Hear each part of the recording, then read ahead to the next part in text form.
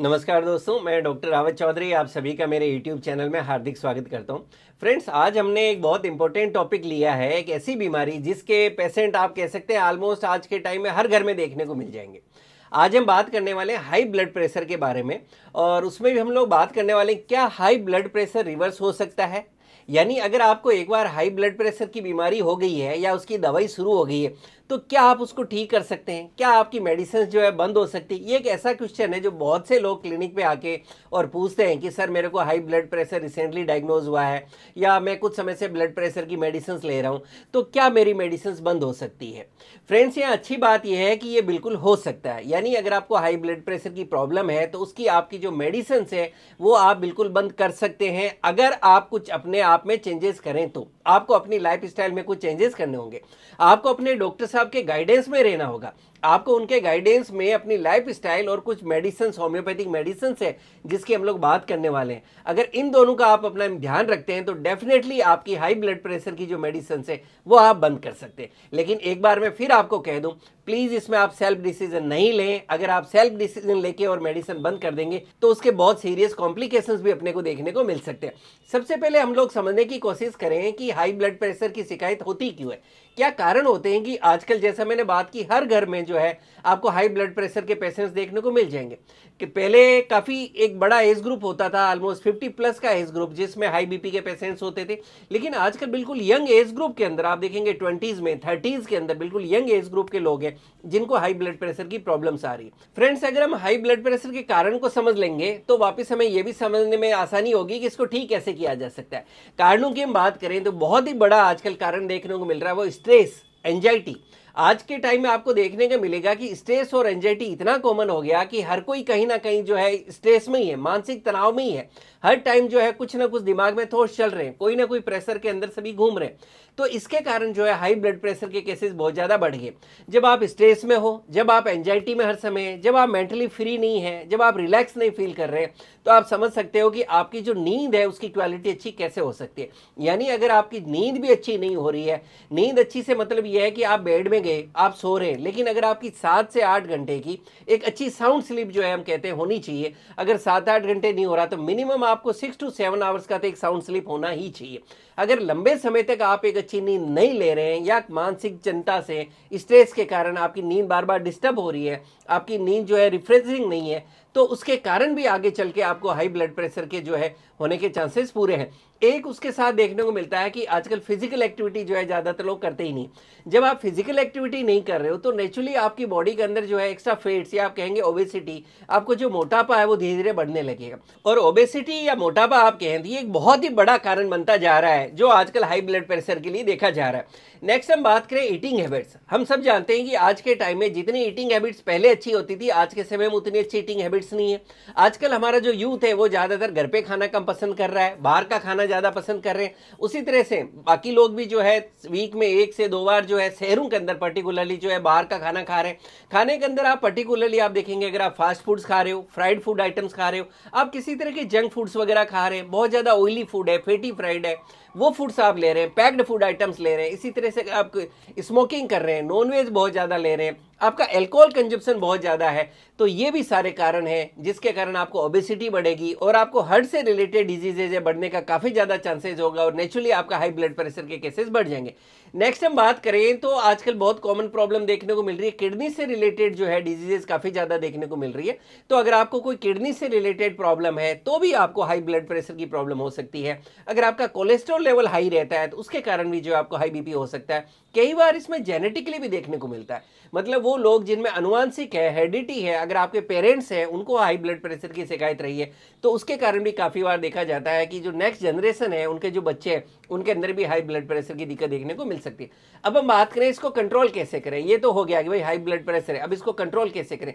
देखिए, आप इसको कंट्रोल कर सकते हैं और मैं आपको कहूँ आप इसको रिवर्स भी कर सकते हैं। मैंने मेरी क्लिनिक में बहुत से पेशेंट्स को देखा है जिन्होंने अपनी लाइफ स्टाइल से बिल्कुल उन्होंने अपनी लाइफ स्टाइल चेंज कर दी, अपनी ईटिंग हैबिट्स चेंज कर दी और प्रॉपर अगर उन्होंने होम्योपैथिक मेडिसिन लिया है तो धीरे धीरे उनकी जो ब्लड प्रेशर की मेडिसिन है वो धीरे धीरे बंद होगी। लेकिन एक बार फिर बोलूंगा, नो सेल्फ डिसीजन, आपको अपने डॉक्टर के गाइडेंस में ही सब करना है। अब इसको कंट्रोल करने के लिए, आप ब्लड प्रेशर को रिवर्स करने के लिए आपको क्या करना होगा? सबसे पहली बात तो आपको जो है, हमने बात की थी, स्ट्रेस और एंजाइटी से बचना होगा। आपको चाहिए कि आप बिल्कुल रिलैक्स रहें, आपको हमेशा मानसिक रूप से शांत रहना है, रिलैक्स रहना है। आप हर टाइम अगर एंजाइटी में, स्ट्रेस में, डिप्रेशन में, ओवर थिंकिंग में, आप हर टाइम कोई ना कोई प्रेशर के अंदर है, जब आप मेंटली फ्री नहीं होंगे तो मान के चलिए कि आपका ब्लड प्रेशर ठीक नहीं हो सकता।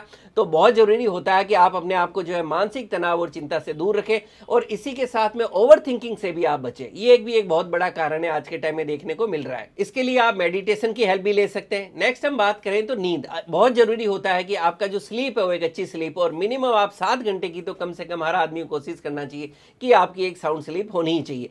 उसके बाद हम बात करें फिजिकल एक्टिविटी। देखिए, फिजिकल एक्टिविटी बहुत जरूरी होता है क्योंकि आज के टाइम में ज्यादातर लोग दिन भर जो है अपने काम में तो बिजी हैं, लेकिन अपने शरीर को बिल्कुल भी टाइम नहीं दे पा रहे।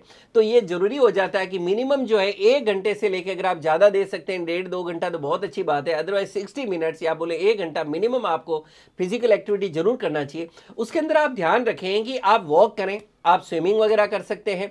आपके लिए सबसे अच्छा रहेगा योगा और प्राणायाम। अगर आप योग और प्राणायाम करते हैं तो डेफिनेटली आपका जो हाई ब्लड प्रेशर की शिकायत है उसमें भी आपको बहुत ज्यादा फायदा होगा। और योग के अंदर आप कोशिश करें कि आप जहां भी रहते हैं नियर बाय में अच्छे योग के जो टीचर है उनसे आप जाके मिलें और वो आपको कुछ पर्टिकुलर स्पेसिफिक योग के आसन भी बताएंगे, प्राणायाम भी बताएंगे, जो आपके ब्लड प्रेशर को लो करने में बहुत ज्यादा आपकी मदद करने वाला है। और मैंने प्रैक्टिकल भी देखा कि वो लोग जो रेगुलर योग कर रहे हैं, प्राणायाम कर रहे हैं, वो कर रहे हैं, उनके अंदर जो है ब्लड प्रेशर को मैनेज करने में, कंट्रोल करने में, आप कह सकते हैं धीरे धीरे कम करने में बहुत अच्छे रिजल्ट देखने को मिले। नेक्स्ट हम बात करें वेट की। हमने देखा कि ओबेसिटी, मोटापा, ये एक बहुत बड़ा कारण निकल के आ रहा है। तो नेचुरली जब आप योग करेंगे, प्राणायाम करेंगे और अपना बाकी लाइफ स्टाइल का ध्यान रखेंगे तो आपका वेट भी कम होगा।